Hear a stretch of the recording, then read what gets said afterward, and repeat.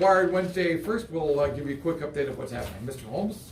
Prosecutors charging a man with first-degree murder for firing a bullet through a wall, killing a 7-year-old girl who lived next door. Investigators say the 34-year-old Christopher O'Connell and 36-year-old Colin Howells went to the apartment of 21-year-old Trevor Pinter on Friday. Records show O'Connell and Howells drank alcohol and abused prescription pills while in the apartment and sexually assaulted 2 women who came over. At one point, O'Connell allegedly pulled a gun and waved it around. It went off, killing the girl next door. Garfield County teen facing a hate crime charge for allegedly damaging a Back the Blue sign. The incident reportedly happened on July 7th when Lauren Gibson was pulled over in Panguitch by a Garfield County Sheriff's deputy for allegedly speeding by a gas station. Following the traffic stop, the deputy reported seeing Gibson allegedly stomp on a nearby Back the Blue sign, crumble it, and throw it into the trash while smirking in an intimidating manner. That didn't work out well. She was arrested and charged with criminal mischief and disorderly conduct, but the Garfield County Attorney's Office added a hate crime after the fact. A man who was shot in the face and found by a St. George cemetery over the weekend is expected to recover. Police say on Saturday night they were dispatched near Thunder Junction Park at Toniquin Cemetery after reports of a car crash. However, upon arrival, they found a man suffering from a gunshot wound to the face. The man was taken to the hospital, is expected to recover. Police say he's incredibly lucky to be alive. Partly cloudy, sunshine this morning, then turned into partly cloudy, and then maybe turning to mostly cloudy with a chance of showers and thunder showers this afternoon. And high temperatures today, not bad, near 90 for the high here in Cedar City. St. George with a high near 103. Lows tonight near 60 in Cedar City and around 80 this evening in St. George. Some of the newer rules in Major League Baseball might not stick around till next season. In a press conference on Tuesday, Commissioner Rob Manfred said 7-inning doubleheaders and starting an extra inning with a runner at second base probably won't continue into 2022. Those rules were really only installed due to COVID-19. Manfred also mentioned how the league could look into banning the shift, something that's being experimented with in AA ball. That's sports.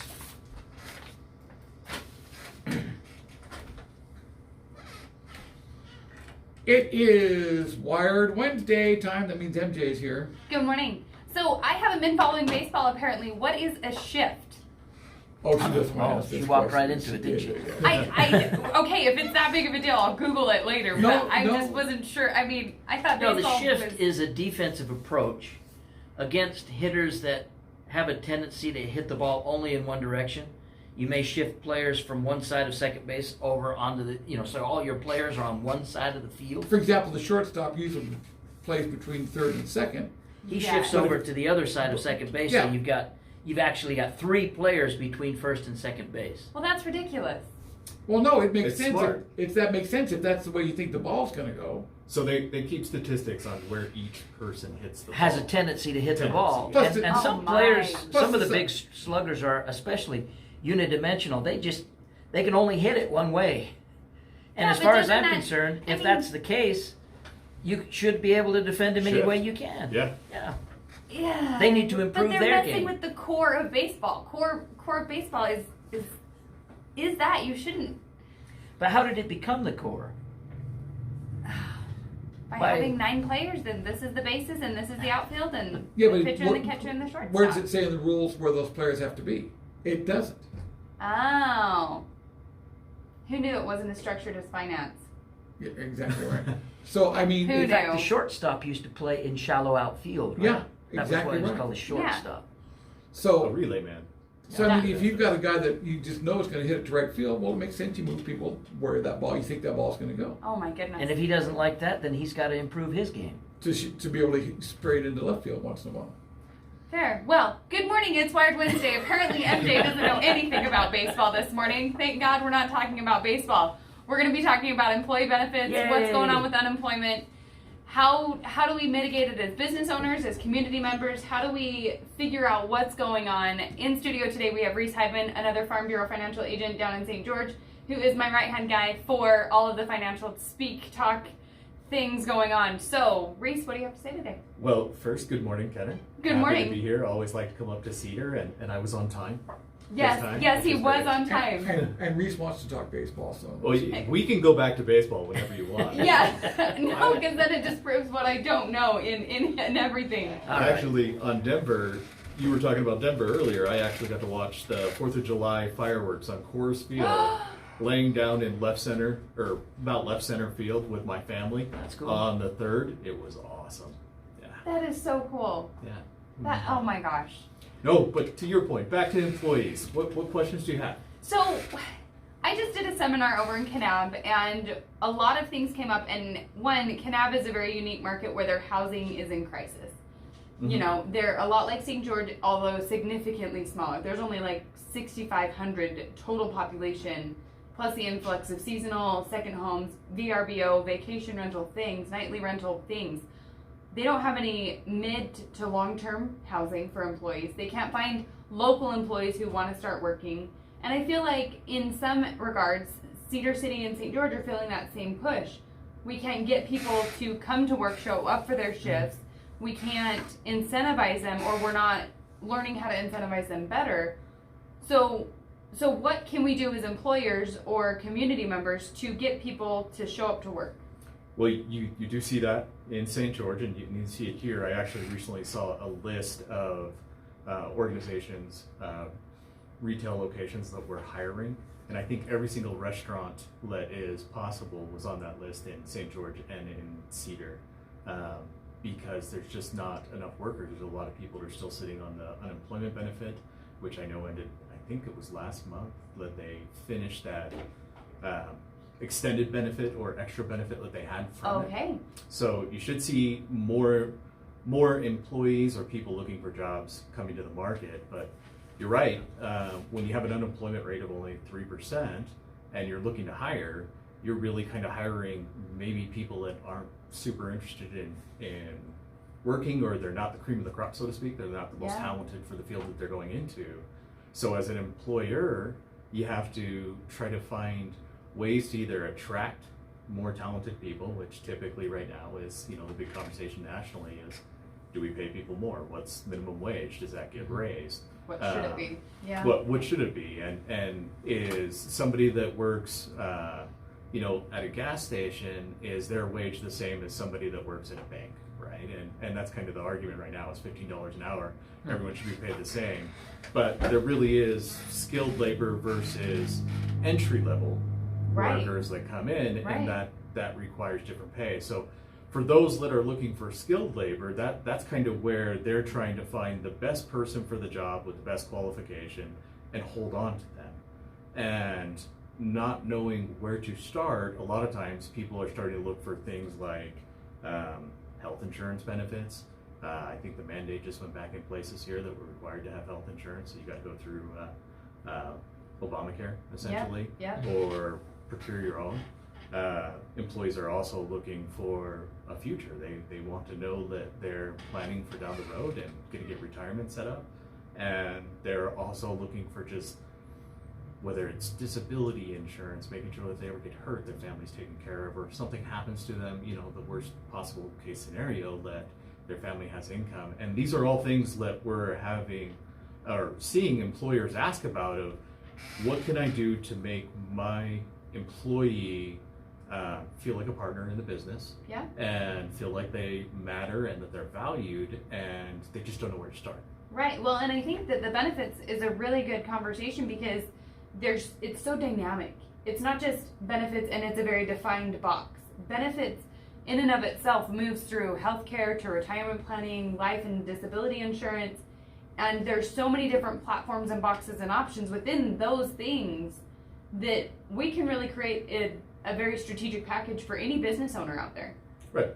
And it's really just depending on what level of commitment that they want to have involved as far as financial commitment towards their employees.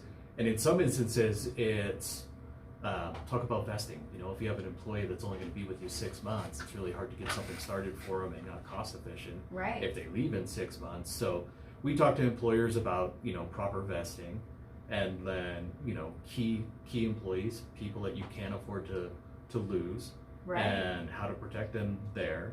And then we just look at just the value prop, building those benefits into their employee package will bring to their business and hopefully retain them. The whole idea Right, is retention. Because if Well, you, go ahead. Well, and before, you know, retention, it's also recruitment. You know, recruiting people onto these benefits is also nice, and then retaining people on these benefits, and then within the retention, you can add the different levels, the different, you know, after 6 months you get A, B, C. After 9 months you get D, E, F. You know, or after a year you get these kind of things. But some people, you know, these millennials that we, you know, or whatever the next generation coming up is called. I can't remember. Do you know, Chris? No. Sorry. Okay. So the next generation coming into the workforce. We've run out of alphabet. We Right. gotta start over again. Exactly. I don't even Generation think we A. started with A, but, you know, anyways. So figuring out how to incentivize these people to work, and maybe it's personality tests. Maybe it's, you know, motivation tests or different things of that nature. So if they're rewarded monetarily, then you know that if they show up for their shift, they get 5 cents an hour more or 25 cents an hour more just for showing up. You Well, know, there's even organizations out there.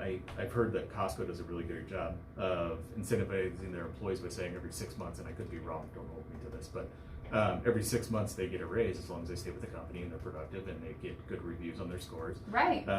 Developing a plan associated around that really says, look, if I'm with this company for the next 3, 4, 5 years and I get these benefits down the road, our local municipalities work like that. If you're a firefighter and you're on the fire department for 20 years, you're fully vested, and then you know that you're going to get 60, Right. 70, 80% of your overall salary. So having a for plan retirement. and communicating that with your employees is also strategic. You know, during the interview process, are you incentivized by benefits, money, or time?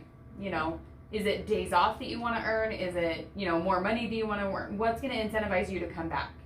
Because a lot of kids, you know, they have sports and they're so far stretched so thin between different athletic things, you know, which I'm not saying are good or bad, but having an afternoon, evening job, I can work Monday through Friday except for Tuesday, Wednesday, Thursday, Friday because I have practice and baseball, or, well, baseball's just on my mind, or hockey, or We did whatever that, the yeah. things. So, Yes. Oh my yeah. gosh. Oh, one of these days. So it's figuring out that dynamic and working with professionals, you know, from your business. You know, with Farm Bureau, we offer a variety of different package options for business owners, and contacting us, this is McKinnon Hansen with Farm Bureau Financial with Reese Heidemann, and we're talking Wired Wednesday and employee benefits and what that means and looks like. So, you know, figuring out what's going to fit your business profile and go through that, you know, with you is a strategic plan, and putting those things together. Well, and that really takes every business is going to have different needs as far as their employees. Their entry-level employees might not be at that point where they feel like they need to offer those type of benefits. Right. And that's where that seasoning or vesting comes in of being around for a year or Right. 6 months before you offer those types of things. But when you're attracting people, sometimes you have to have that in your original just offering packages that, hey, look, these are the benefits that are going to come with your company. And a lot of the employers that we talk to just don't know where to get started. Right. And generally the first step is to sit down with someone and just do a comprehensive review of what it is that you're looking to achieve and what you're willing to offer employees to attract them, and how that financial outlay is going to look for your company, how it's going to benefit your company, and what that retention looks like. There is a cost to every single employee that you have to bring on and you have to train. And if you're just replicating that process over and over again because you're not hiring the right person or trainable people or skilled enough people to do it, you need to make sure that you're attracting the most qualified candidate possible. Right. And what's interesting is a lot of these benefits, everybody's like, man, that's going to cost me like $20,000 a year, and I can't afford that because this is how much it is a month, and The verbiage is the important part, right? Right. It is, because it's the further conversation of how much is it costing you to train? How much is it costing you to get all of these different things in? And maybe it is $20,000, but maybe it's $200. You don't know until you sit down with a professional and you figure out what you're willing to offer, what the costs associated with offering those things are, and figuring that out in a math sense. Because you could waste $40,000 on hiring, firing, training, retraining, and bringing these people in. So is it worth the $20,000? Not putting numbers to it, just as our listeners are figuring out what is in their own mind, they're already thinking of this number, whatever that number is, and I'm trying to break that barrier down, because they have this idea, but if they've sat down with a professional and they've reviewed it recently, then maybe that is the number. But it's figuring out what that is for each individual business is what I'm trying to get at. No, and that's important. It's just really looking at it from all angles and trying to understand, or look at it from the perspective of I'm an employee going into that job field, whether it's ag, whether it's working for a sales team or working in a retail location. Like, what is that person, where are they at in their life? What expectations might they have, and trying to make sure that you're listening to what's out there, what people are looking for. Right. And staying up with it. And that's kind of really our job, is to stay on top of what's available in the marketplace right now for employee benefits, and how that looks for retention overall, I guess, would be of those employees. So of the products that you can offer, what does that look like? That's a loaded question. So everything with, as far as like health insurance, you can do group health insurance. That's pretty basic. It's one of those things to where you come up with a couple different options, and employees have opportunity to take advantage of that after a certain vesting period, and that's pretty straightforward. The financial side is so different. Every company, you have companies out there that want ESOPs, 401k plans, SEP simples. There's an array of different things, but the goal is how many people in that organization are we going to be paying out? How long is the vesting period? How much do you want to contribute? Who do you have to contribute to is usually the most important one, because some of those plans dictate that you have to provide it for everyone, or you have to provide it for those that are vested at that point in time, or you just have to make an offering but not prepare or not have everybody take advantage of it or participate in the plan per se. Right. So it's really case by case. It's also so you're saying, you're validating that not one shoe fits all. exactly.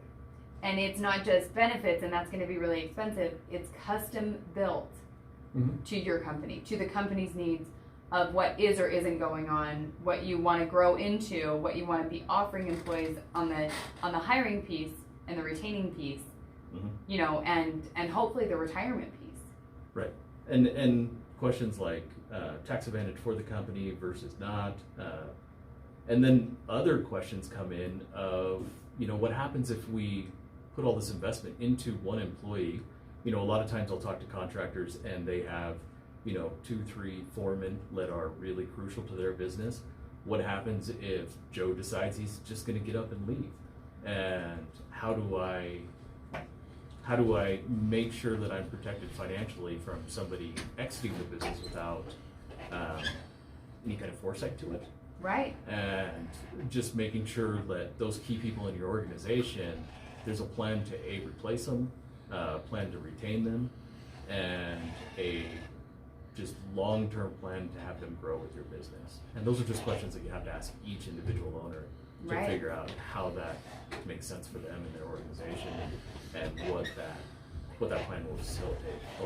But the number one step would be to contact us. How do we get a hold of you, Reese? You can call me. My office is down in St. George, Utah. We are off Tabernacle, and our phone number is 435-628-3673. And of course, they can contact you. Yes, of course. And I'm McKinnon Hansen with Farm Bureau Financial. My office is located just east of Mountain America on North Main. My phone number is 435-592-2021. The host of Wired Wednesday, and we've had a really great discussion on what's going on with employees right now and how to, go about the interview process of what benefits to offer, where we can retain employees at many, many different levels, tiers, sections, bits of boxes, because it's not a one shoe fits all, and each company is very specific and very different from the next. even a general contractor to a general contractor, there's many different needs and requirements to fit the different profiles. So back to baseball though. Yes, We'll back go to back base- to the shift, Yeah. Yes. right? The shift. Yes. Okay. So if you know and have prepared and have an idea of what you need to accomplish, then you can make the proper shift at the right time to keep your Ooh. employees. Now, what about in the case of Very good. Very good, Reese. of a broadcast company that's got a couple of idiots on the air in the morning, you know, and they're Oh, we like those guys. and their goal is how do we get those guys out of there? I mean, you know, what's their strategy? Well, they should really just give you a really large payoff. I mean, that- Payoff, buyout. You know, I like this not that idea. I anybody's can do that. listening. You know, from corporate. I love this idea. Just buy us out. just buy out. Yeah. Pays And to whatever just that go means. away. But then we would That's we typically would not called a have somebody to severance run the agreement, board though. during Wired Wednesday because if I don't understand baseball, we know I can't run the board. That's okay. There's a trained monkey in St. George that we could Oh. actually bring up here to. Fantastic. We like monkeys. Yeah, Well, is he cute? he's a monkey. Okay. Well, I don't know, Tim. You're pretty great. So I don't know about this exit strategy. If I was sitting over there going, first of all, we gunned down where they are because we hate Denver anyway, so there's that. Yeah. But it really is, it's an employee's market right now, isn't it? It is. It is. And we're going to see that for a little bit. I think we have some. How come? Well, just because right now our government's supplementing people being on unemployment. And if someone else is just willing to pay you to do nothing, those how do you want to put it?